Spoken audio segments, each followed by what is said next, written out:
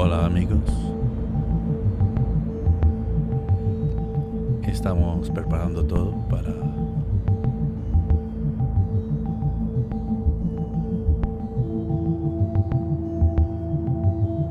hoy.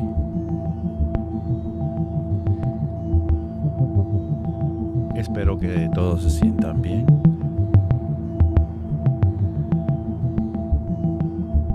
Aquí estamos haciendo nuestras últimas pruebas. Mark Curry is here. Wow, look at that. I had to switch from Spanish to English because got shocked by seeing Mark here.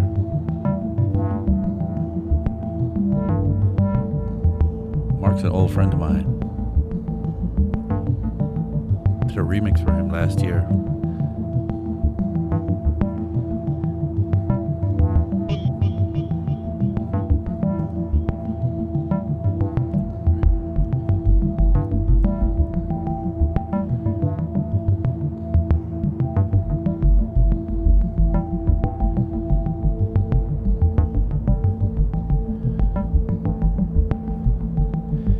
Just getting ready.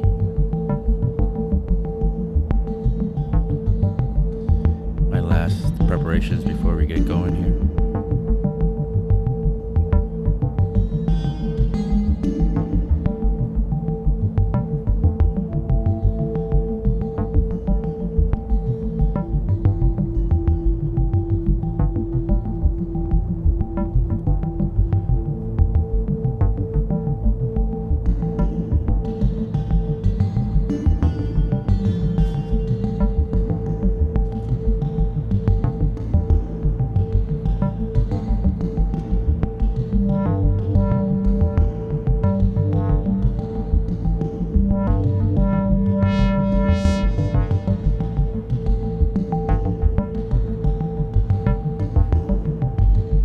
About 3.5 minutes and we'll get started.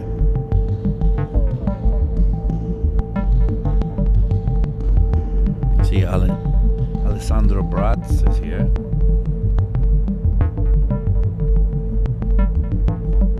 Let me type in hello.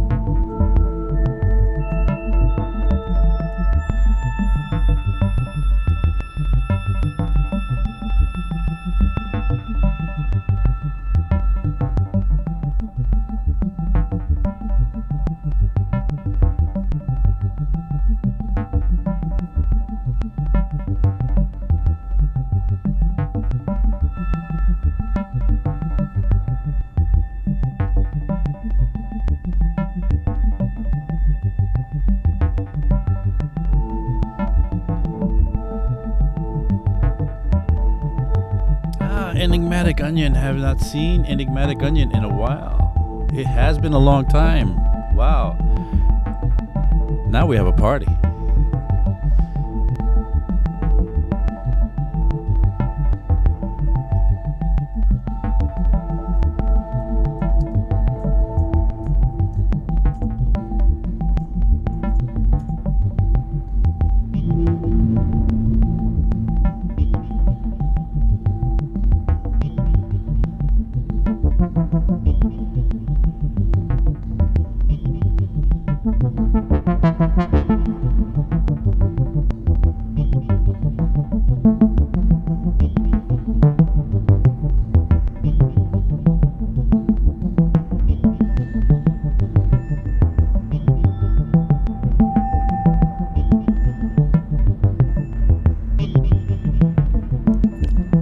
I see somebody gave me a like already, which is nice.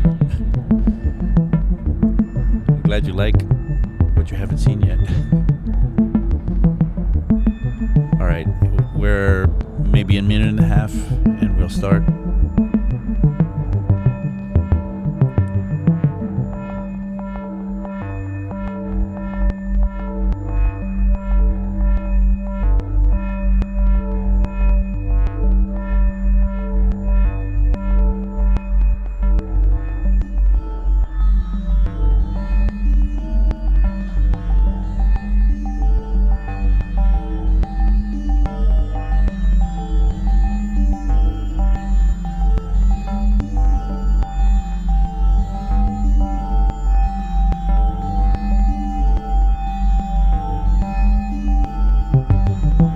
less than a minute now. We'll get started.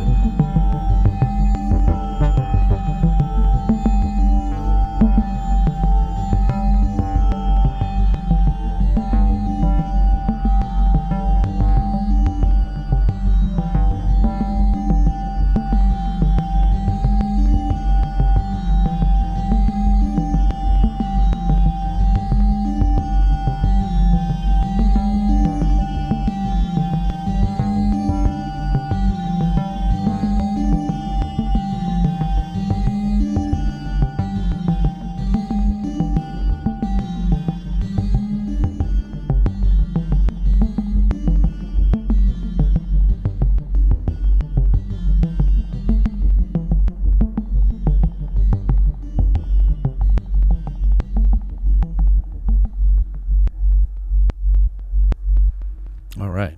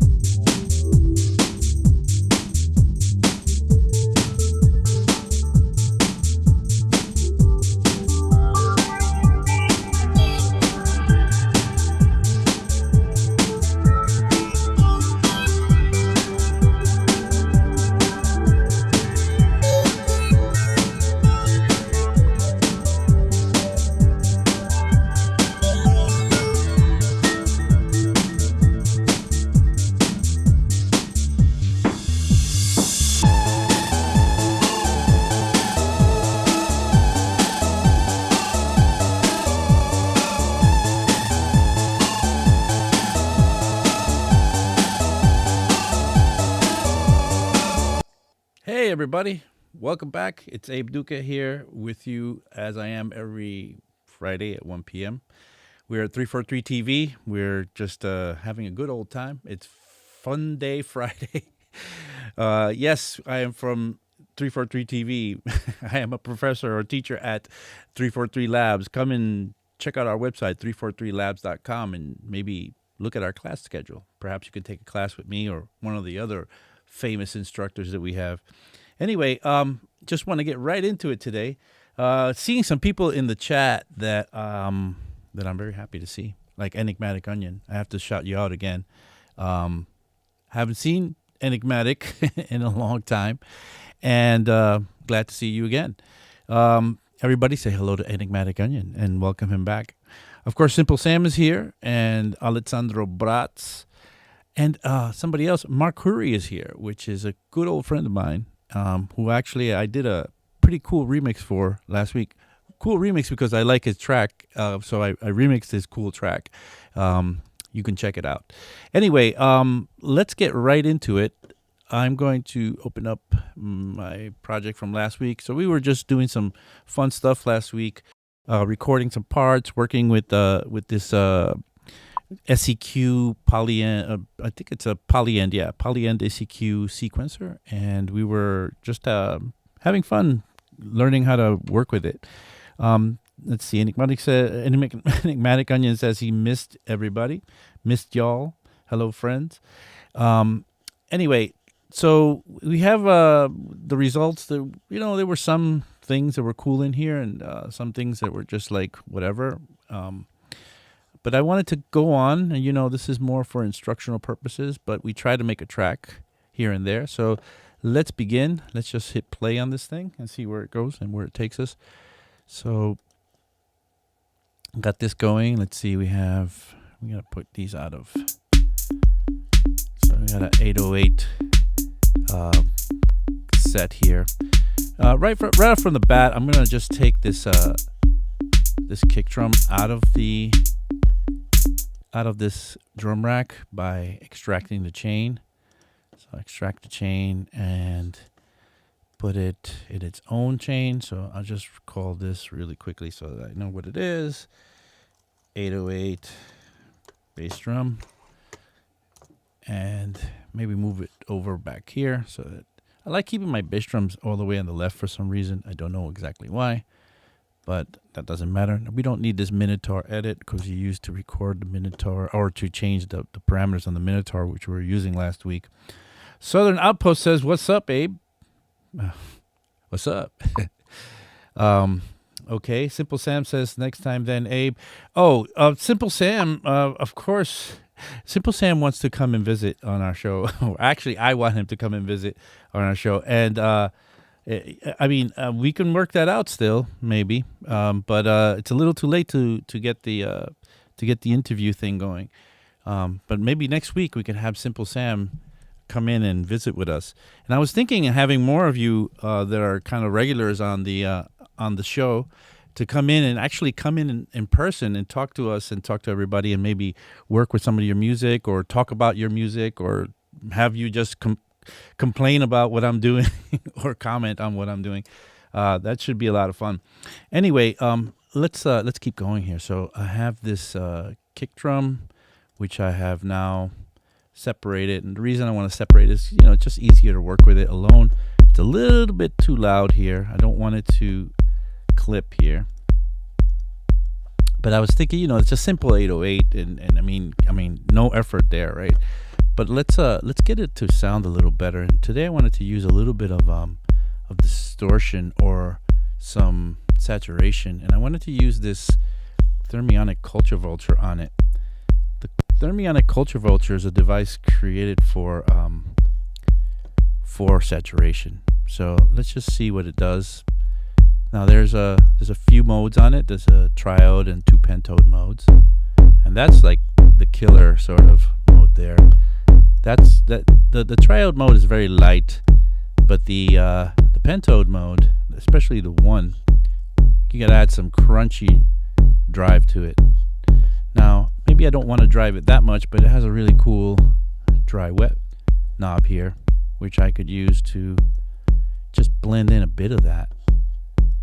And working the bias, I can focus on different parts of the frequency. And giving it drive, I can, make it crunchier and crunchier. So let's pull back on that. And let's hear the difference with it. Now, I took down the output level, so it should be, I'm trying to level match it with the original. See what happens without it. So without it, and that's with it. So a lot crunchier, maybe a lot better in our mix. Has a lot more meat in the middle.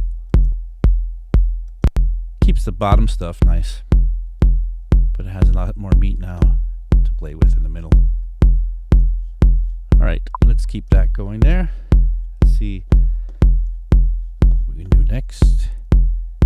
Simple Sam says next week I'll be away for the weekend, but we can find a time after that. Now that it's not today, I will go and make something to eat.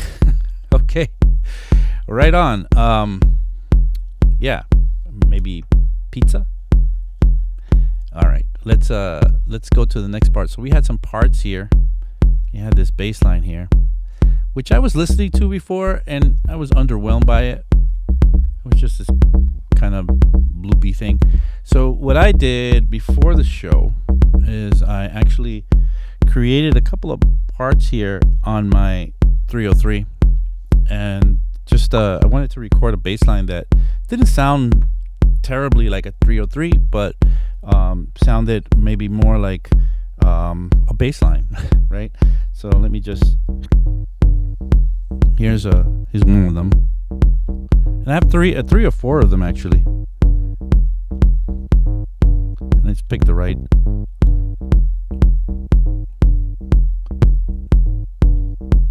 And so I'm going to record that in. So let's get another track here, and let's get the inputs and outputs going again. Bill Bancroft is here. Bill, maybe you can come on the show one of these days. Okay, so let's get the input going. External in from 3 and 4, I believe. Oh, I have to configure this input because I don't have the input configured. So let's get that from my universal audio device. I think I lost the sync, so I got to restart. There we go. So now I have, I think it's 3 and 4, but this is a mono synth. I'm just going to go into 3. arm that for recording. And I'll take I have a couple of these, so I'm just gonna take them one at a time. Got that one. So I have another one, see here. Like that one a little better, so let's see. Let's just record that. Okay. Let's do the next one. So I think I did 4 of them, so.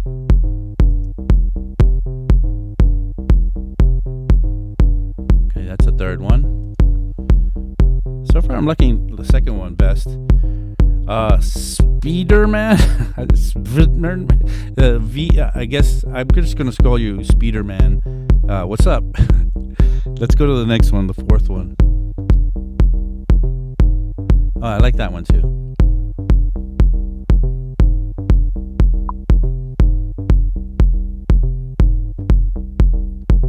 That's a little better. So let's record that again. Maybe we're just going to use that one. Enigmatic Onion says, I gladly join the stream sometime. I stream myself quite often, so I know the routine. Yeah, hey, it's out there. Look, let me put out my email. My email is abe@343labs.com. Just send me an email if you're interested in coming on the stream, and we'll vet you before the next show or two. But I want to have people that are here in the chat come and join us during the stream. I think it'll be a lot of fun to actually see who these people are that you're talking to or talking about or talking with every day or every time we're on the stream. It's actually pronounced Superman. Okay, I was just joking. I was just thrown by the V. But yes, Superman. Sorry about that. Yes, Superman. Welcome to the show. All right, so let's get that bass line that we just recorded. I think it's either gonna be that one or the second one we recorded, which would have been this one. Let's just stay with this one. Let's add a little bit of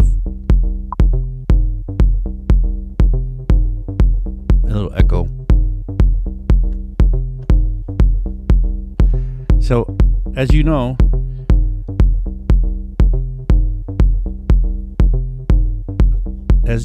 hold on. I always have a few effects here ready to go on my returns, and that's a practice that you should always get into as well, because I immediately am able to give it a little spice. Anyway, let's go on to the next part. What do we have here? Okay, that's the rest of our drums. We're going to ignore those for now, and we're going to look at all the other parts we had. We had under the bass line. It kind of works with it. Let's see how we can do something of this. So let's keep it somehow. Bill Bancroft says John Selway has him exploring drum and bass, crazy wobble basses.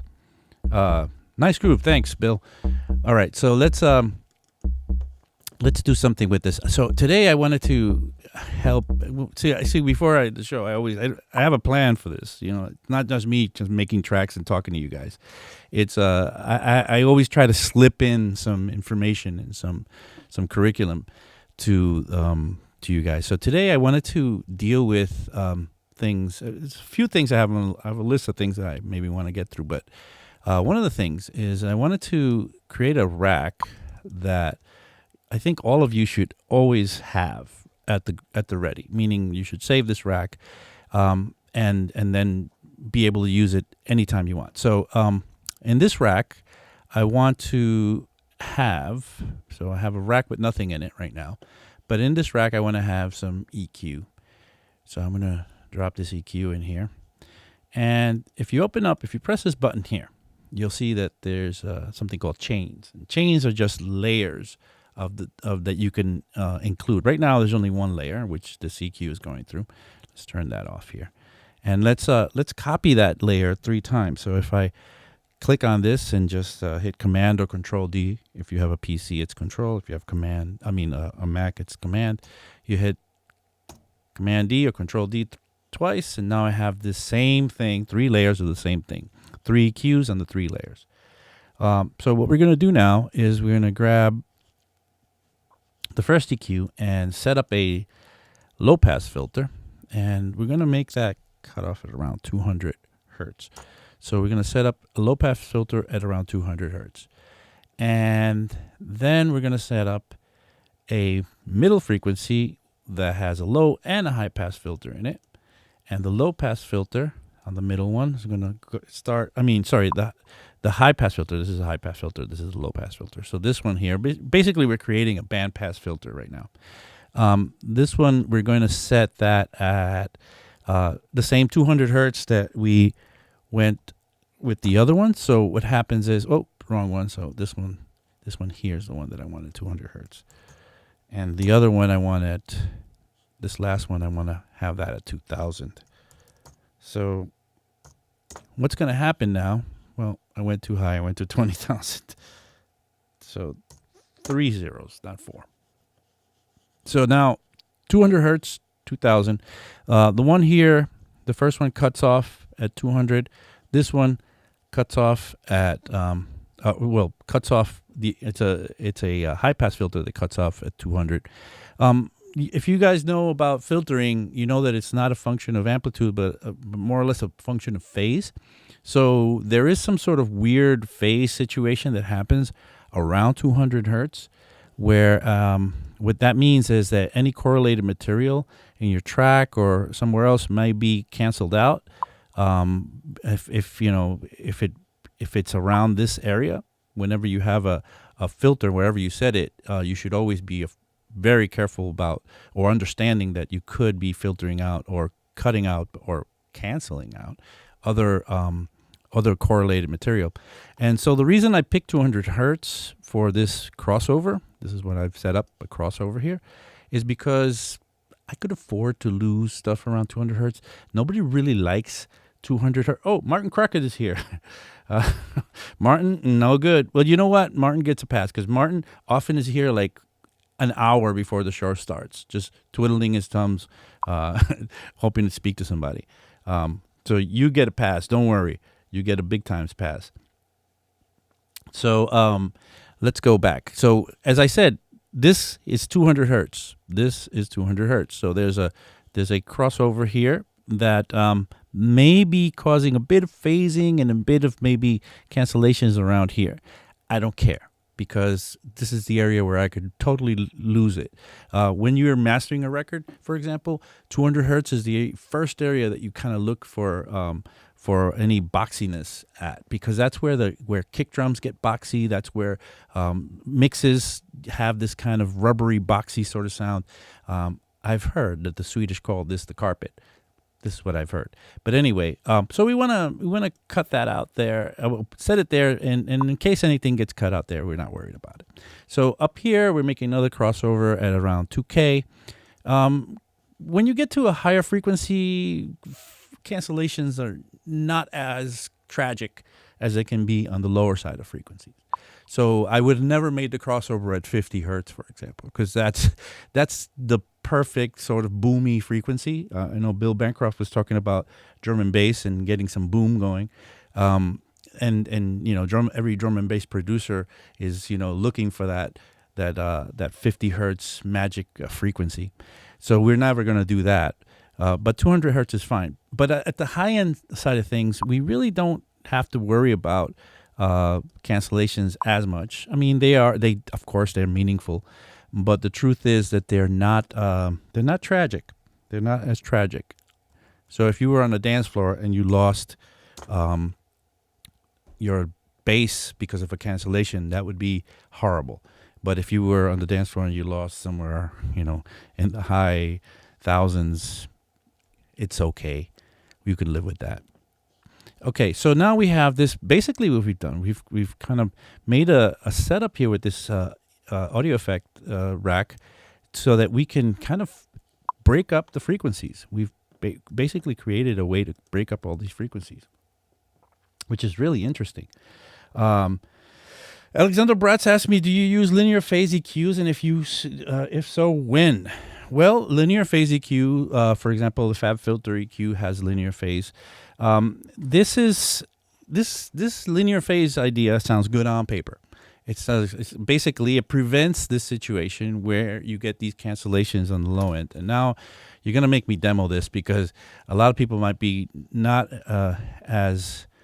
but I got to remember to come back to this. But let me demo this really quickly. I've done this before on the show, but it's a very interesting and powerful understanding when you see this in action. So if I grab an operator, let's just solo this operator, and let me quickly, I've done this demo so many times that I can do it super fast. So I'll drop a spectrum on here and play a low note. If you see me play this low note and I grab a second operator, so I'm just going to duplicate this and have it play twice. So I'm going to sort of get them both to play at the same time, and maybe actually the way I'll do that is I'll turn the monitors on both of them, and now they're both playing at the same time. But on one of them, I'm going to add a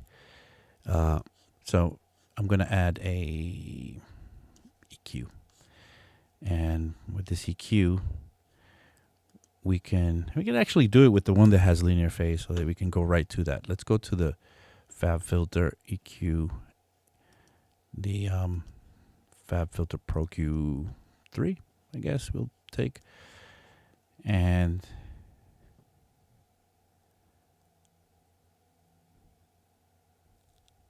okay, so it's coming. So let's just create a low pass situation here. So let's take it to, they call it high cut. High cut, low pass, same thing. Just remember that. And we'll set hold on, we need to set this is set to 12 dB per octave, but we want to set this maybe to 48 or something like that. All right, so we'll move this down. And before we go with the spectrum, we'll just move these down together so that they're not as loud. Turn off the spectrum on this one and bring these down. So playing them both together, and let's turn off one for now. Let's just play one of them. And if I bring the filter frequency down, you'll notice that I can get close to the fundamental, no problem, no problem, no problem, no problem. Now I'm right at the edge of the fundamental, and then I pass the fundamental, and then I get the filter out. Okay, that's it. All right, now let's turn the second one on. But now we do the same thing. We only have a filter on one of them, not both of them. And we bring this down closer and closer and closer to the fundamental, closer to the fundamental, closer to the fundamental. But at a certain point, right before the fundamental, we get a cancellation. These things are still lively on both of them. And if I find the right spot, I could make it totally silent, meaning both of them are live. This one has no filter on it, but it's being canceled out. And this is the phase vortex that I like to refer to that happens. Now, what Alessandro was referring to with phase, linear phase, is that this EQ has a mode. This is zero latency, and linear phase is the mode that you can now use. Now we have the same situation with the filter at the same position, but both of them are playing. And if I put it back in zero latency, the cancellation is there again. So Alessandro asked me, do I use this linear phase mode in any EQs?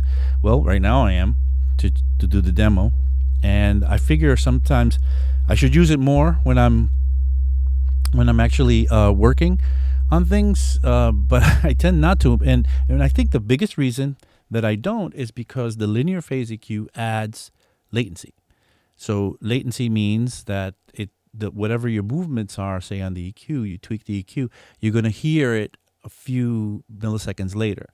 Doesn't sound like much, but it could really throw off that action. Like when you turn something and then it catches up with you, it's really annoying to do that. So because of that, it kind of turns me off to do it. But I guess I should more often, especially if I'm working with things that have lots of correlated material. Correlated material is like it's this second operator. This operator lives on its own channel, but and it has no filter on it, but it's being affected completely by the filter that I've put on this channel. So if I turn off one of them, they come back, but they're phased out because of this filter that is close to the fundamental there. Turn off the filter, they both come back. Turn any one of them off, they both go live.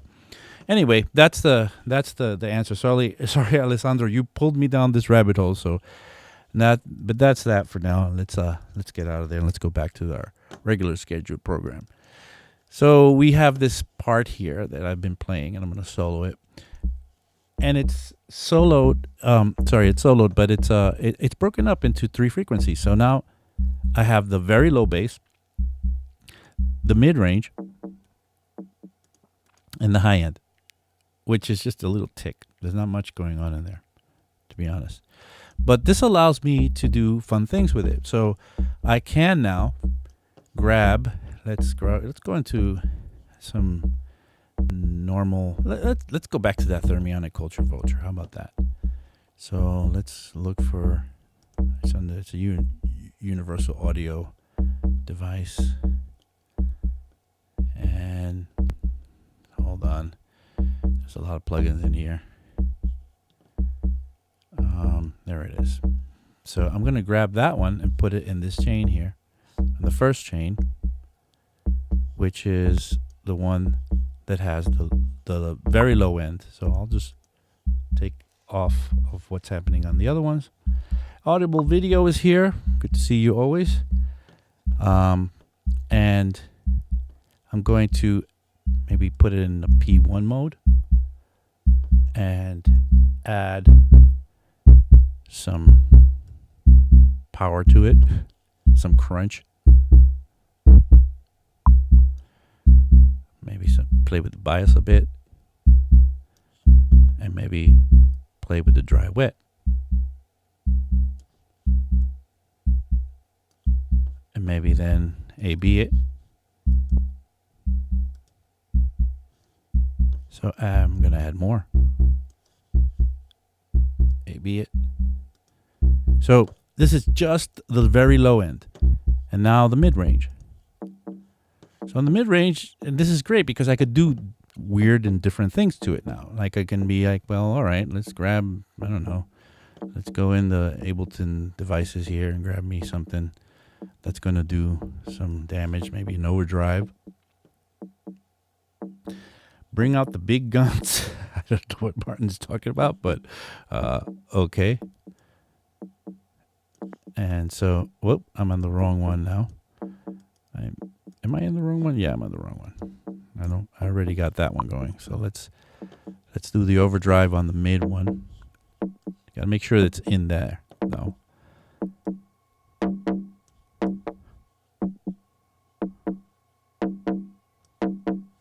So what's that without it? And now together. Yeah. So now take this off. You see the difference? I'm working on specific layers of the frequency spectrum. Low end and the high end and the mid range and the high end. Well, we're not going to be able to do much in there because it doesn't have much to work with. It has a little tick. You know, maybe we can increase the air from here, but not much. So I'm going to focus on the mid range where I'm going to add something even weirder here for a bass sound. I'm going to add a delay to create the Haas effect. You guys know what the Haas effect is. It's that psychoacoustic effect that gets your brain thinking that it has a bigger presence by delaying the left off the right. And I do it with a delay easily. Just doing that. And as you can hear now, it's going off left, right. And it's sounding, this is what that sounds like. And this is without the delay. So it puts it in the center, and I puts it on the side, and now together with the bass, which is not going through that. And this is becoming a very interesting sound. Let's see what it sounds like without this rack. Yeah, that's compared to this, which is interesting. Now let's put that back in with the rest of the stuff. Yeah, see, now that thing can live together with that 303 pretty nicely. You need the house effect to get the house effect, says Martin Crockett. Who told you that? All right, we got good stuff going on here now. So let's keep on going. So let's see, we have some other parts in here. So let's see, what is this one? Let's try this one here. Get this one going. I think I remember saying I should grab to myself. I think I wrote down that I should grab bar 32 off of this. So I'll go right to that.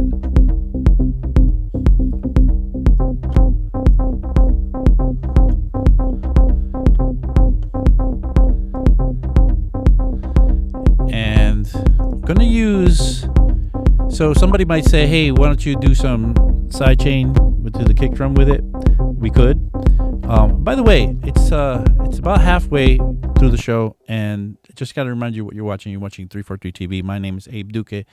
I am an instructor at 343 Labs, which is a school. Come and check out our 343 Labs. If you like what you see, please give me a like. That would be nice. I could impress my friends with that. And also visit our website, 343labs.com. Maybe you can take a class with us. That would be awesome. Also, we have 343 Studio. Don't forget about that. This is our new platform that we've developed for music producers. It's basically a dojo for music producers. You can come down there and work it all out. We have everything from mentoring to feedback sessions to collaboration sessions. Come and check it out. Visit our website. All right, let's keep going. So we got this part here, and we have the idea of sidechain compression to the kick drum. I'm sure that all of you have known this already. Bill Bancroft is distracting me and asking me if this is the same as a multiband in FabFilter. This is essentially the same as multiband, but instead of having, this is why I frown upon multiband, the device, because it just makes it multiband and it's just compression, right? Multiband compression. This makes it multiband anything you want, which is multiband, and we're talking about what we did here with this with this other bass line, where we processed every part of the we broke it up in 3 bands and processed every part differently a bit. This is multiband. We could have done compression in each one of these bands, and then we would have built ourselves a multiband compressor. But now we can do multiband anything we want, which is this is the point of doing this. This is so if you have this set up for yourself, right?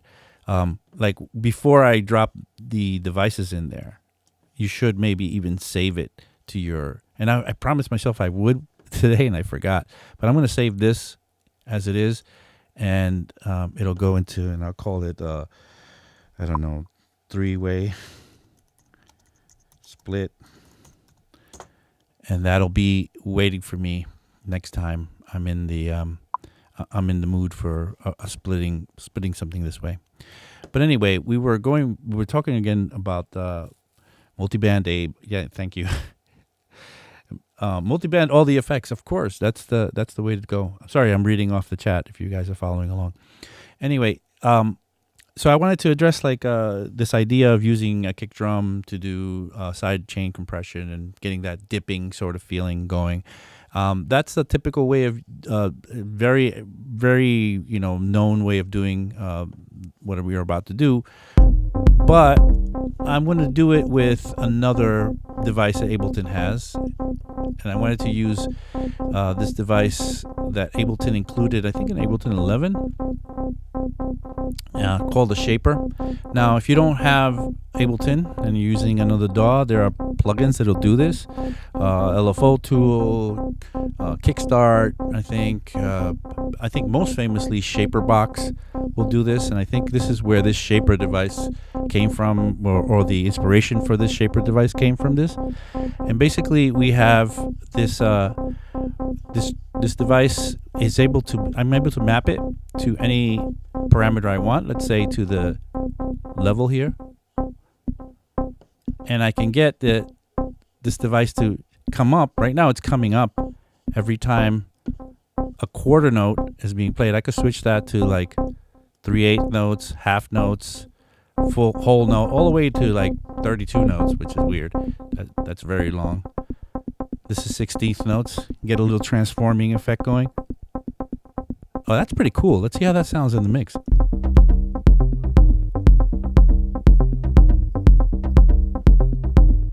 Oh, that's pretty cool.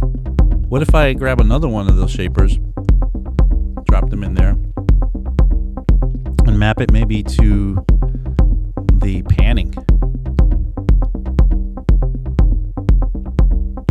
And now you could do a different patterns here with this. Right now that's going at quarter notes. And actually that's pretty cool. Let's listen to this. Let's add some effect to that. Yeah, this shaper action is really cool. Let's see, Simple Sam, you could just drag the save one in, remove in the extra stuff, and save it again as multi-band basic or something. Thank you, Simple Sam. See, that's why I needed you on the show today. Simple Sam was reluctant to come on. He said he hadn't gotten his haircut for the week, so didn't want people to see him without his new haircut. I'm kidding. I just made that up, by the way. But that's cool. That's very nice what's going on there.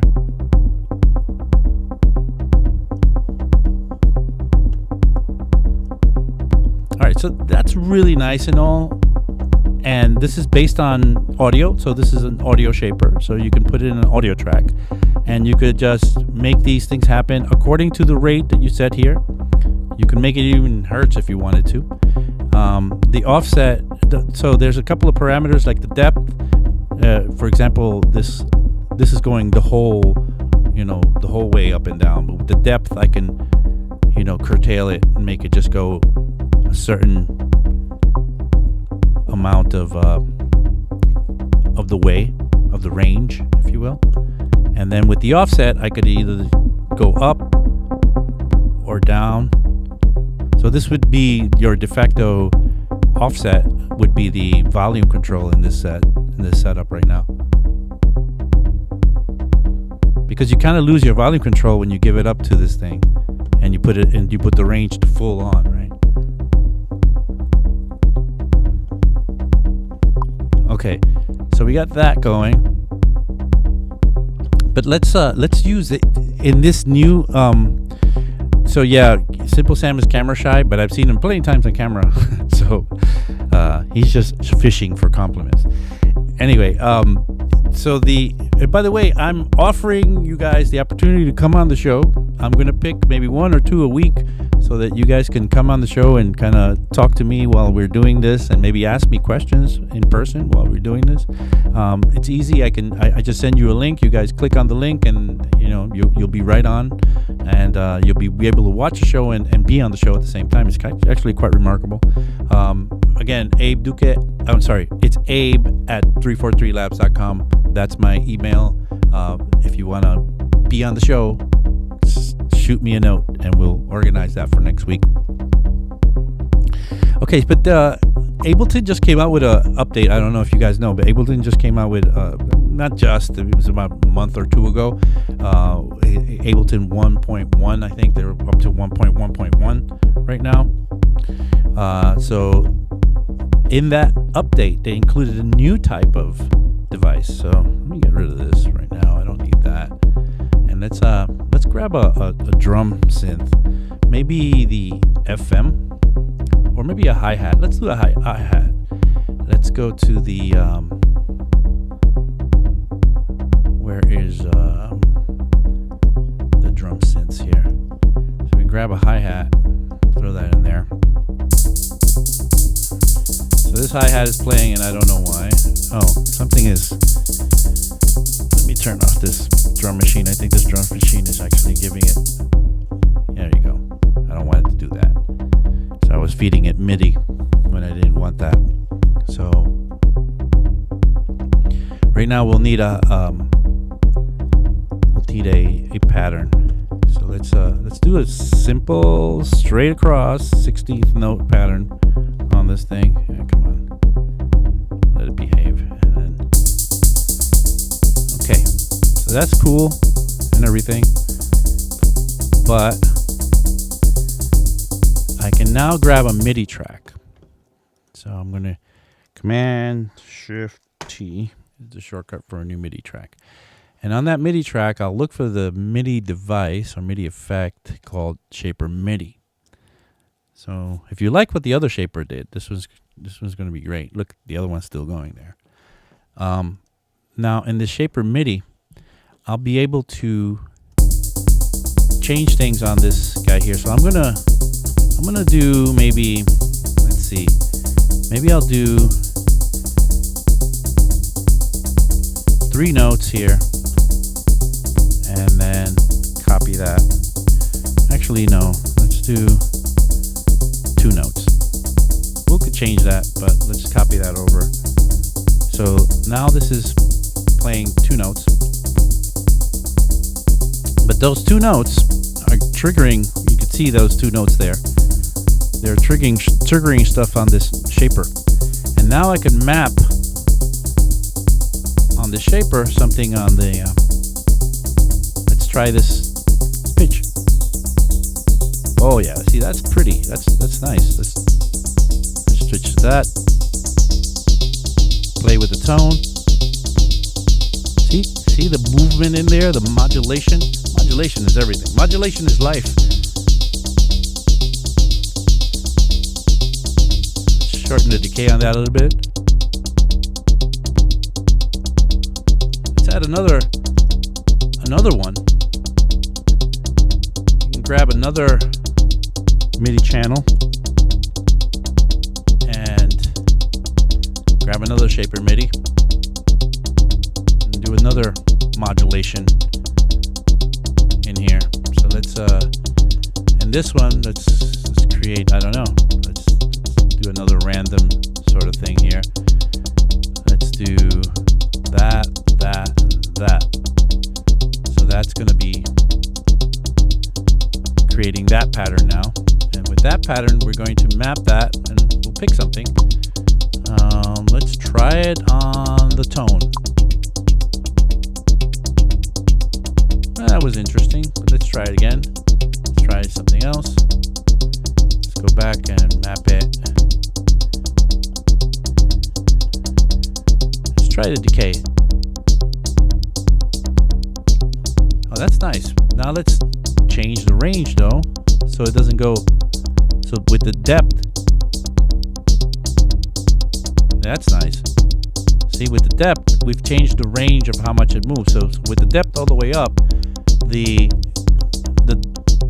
decay was it that we mapped goes as far as it can go, and with the range set or the depth closed in, I'll show you again. It just really closed in on a shortening it out here. Modulate your expectations, says Abdul. You guys are full of it. You guys are full of all the cool sayings.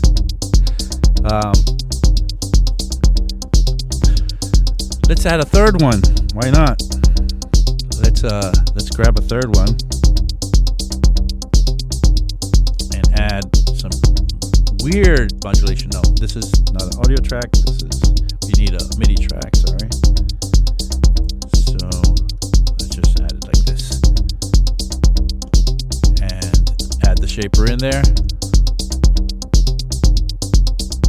And with this one, how are we going to write the pattern on this one? We're going to write, let's do 8th note grid. And let's do 8 notes across. see what we can do with the eighth notes map to maybe what happens if we do, how about an effect? How about we do eighth notes to the reverb. This is reverb. This is going to a reverb. But let's play with the range again. And you can see the range changing there. And move the offset. The offset will make it go higher. See, we're doing this here. Or this one here.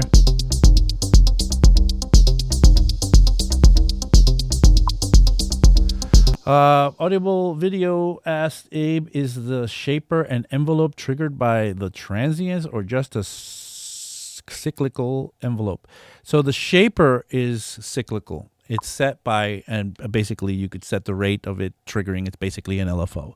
And you could do it to the notes, musical notes, or you could do it to hertz.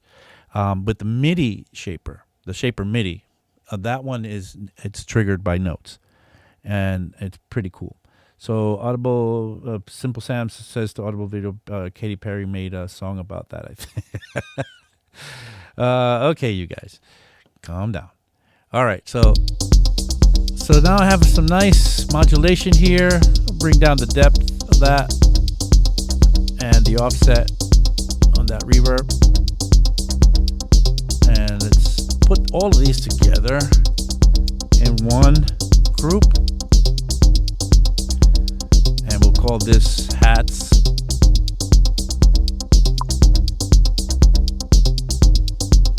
And let's see if we can. Oh, that's cool too. Let's just play with that a little bit. Let's go to white noise for a second. Pink noise is funner.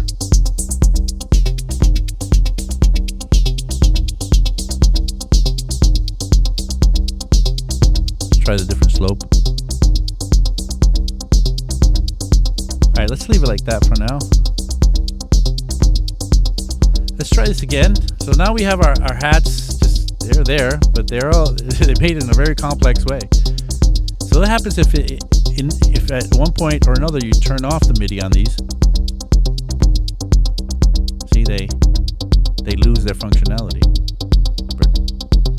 Turn it back on.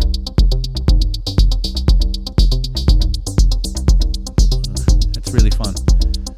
You could imagine all sorts of things to do with that. And the cool thing is that you could trigger all of them at once by just triggering this here when it's folded.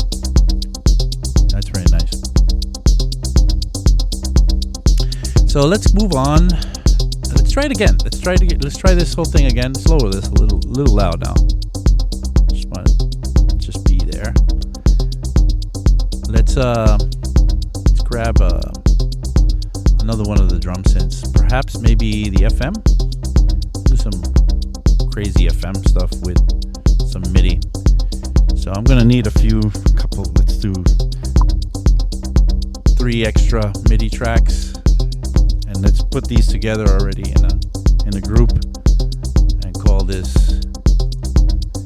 FM Madness.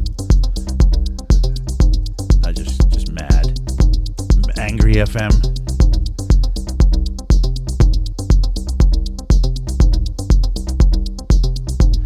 Okay, so let's write some notes in here and randomly just drop a few notes in here that we can do FM with.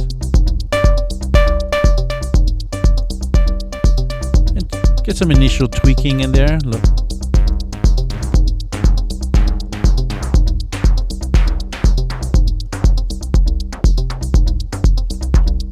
That's nice. Put a little bit of effect on it.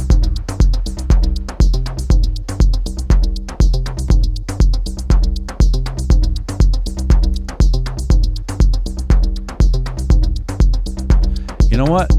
Just to be crazy, on this group track, I'm gonna, on the hi-hats, just going back to the hi-hats for a second, I'm gonna go quickly into the shaper, the audio shaper, and I'm gonna make it dip like a sidechain to the kick, just for fun. And I have to do it like this, I think. And map it to the volume.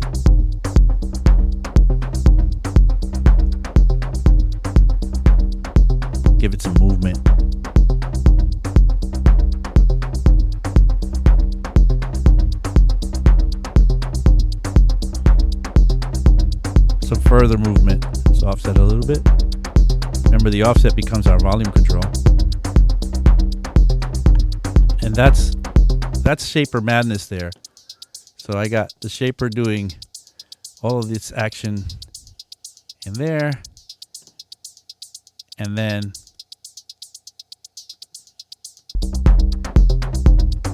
now we have some interesting hi-hats. Now, if you don't want to carry all this craziness in there, you could just resample it real quick. But let's go back to the FM. Let's add some madness there too. So let's go to the shaper MIDI, and we got to create a MIDI pattern for this. So let's just do randomly. I love random. Randomly drop some notes there and map it to something. We won't know how it sounds like until we do it. So I'm doing it to the pitch now. Let's turn that off, see how that sounds. That's interesting. We're turning off the wrong thing. How about this one? Let's try something else. Let's map it to something else. Let's map it to feedback.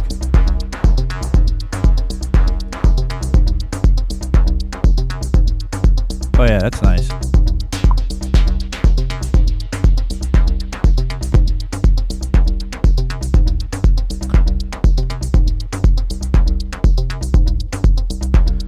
Martin Crockett says or asks, back in the pre-DAW era, would this have been a triggered noise gated provided by some volume swells? Yes, I guess it could have been. Yes, I'm gonna say yes. Now let's do one more. Let's grab another shaper MIDI and put it in here. Or manually writing a fader, yes. You got to be crafty back in those days. Okay. I'm going to, in this one, the notes are going to be interesting because I'm just going to do this, but I'm going to change the loop to loop at like 5/16 notes.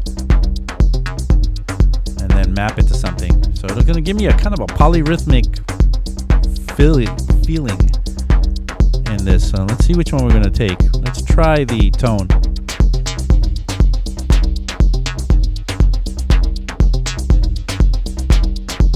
That's nice. Let's play with the depth though. And the offset.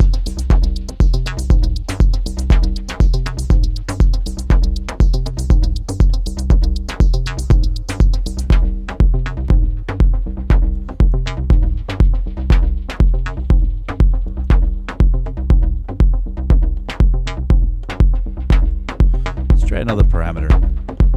Let's take it off that tone and let's go to maybe this one.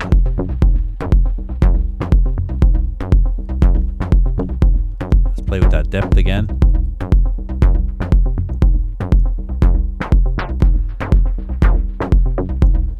Remember, this one's looping at 5/16 notes, so it's shifting and getting some weird stuff going on. I do have delay on that. Well, I have echo on that. See?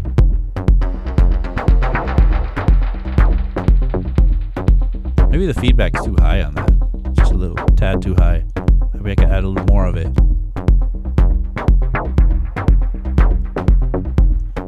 Let's do one last one. Another shaper MIDI.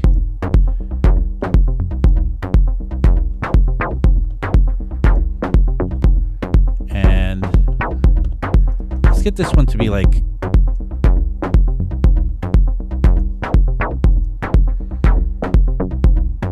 every other note, every other 16th note. Oh, too many. Doesn't matter. Let's just play that and map it to something. Let's map it to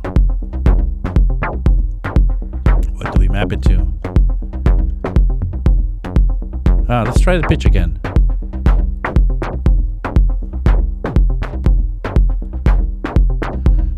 Not sexy enough.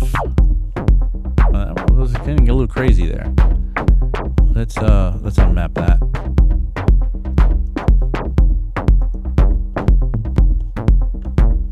And let's repitch it right.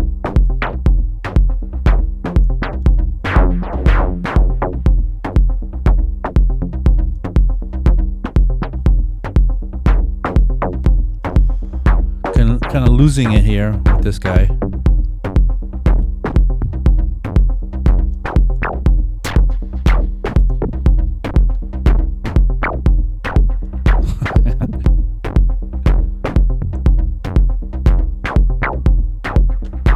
More effect on it.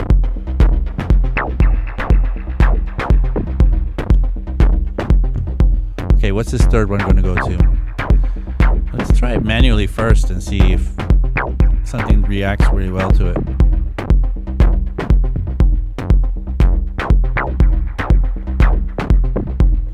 Let's go back here. What is...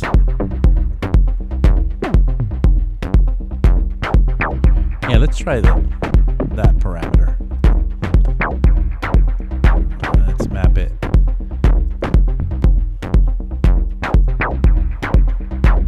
Let's change the depth though.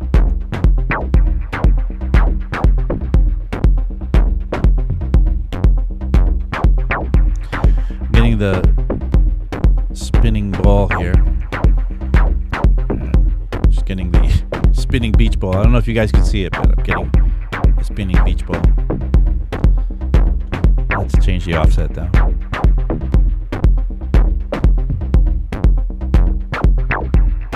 Okay, it's getting a little too wacky. Maybe, I guess for instructional purposes I used a lot of them. Let's use less of them. Let's go back to this one here, which had a good effect.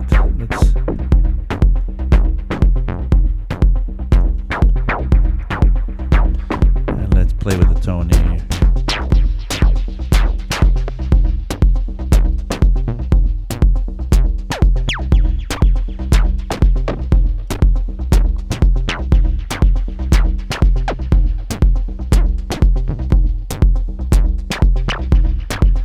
So, somebody's asking me if I'm going to add any melodies. Yeah, I'm going to. I'm going to actually save this because this is a work in progress. We started this last week, and I'm going to actually save this. We're going to stop there, I guess.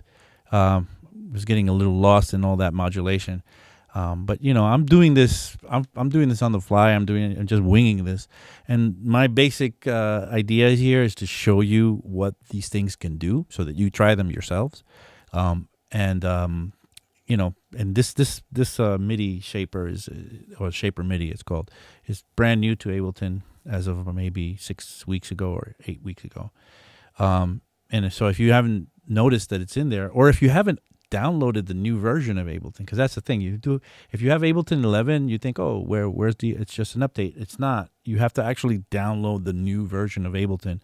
It's a totally new version of Ableton that has support for M1, the Apple Silicon chips, and so it's now Ableton's finally, after how long, 2 years almost, that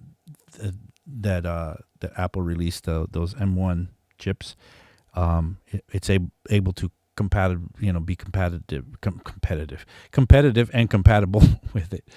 And so with that, they offered a couple of new cool things, and the Shaper MIDI is one of those. Anyway, with that, great. Can't wait to hear what you're going to do, what you're going to add. Thanks. Now I'm nervous. Thanks for making me nervous.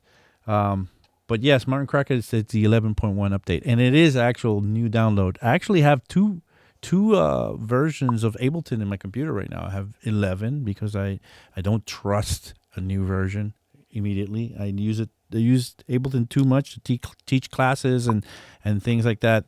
So I don't want to actually get the new thing and then be the guinea pig who finds out that there were these problems that now made you lose everything. So I have two versions of it. So maybe you should do that for a little time yourself until everything is set up. There's a problem. I think there's something going on with the plugins, and if they're not M1 compatible, you do have to go enable them in the.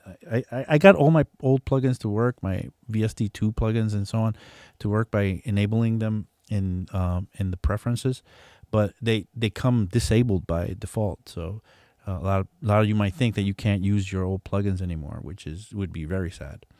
Anyway, I think we've run out of time. Martin Crockett has 10 has some great presets. Yes, that's the other thing. You might lose those as well.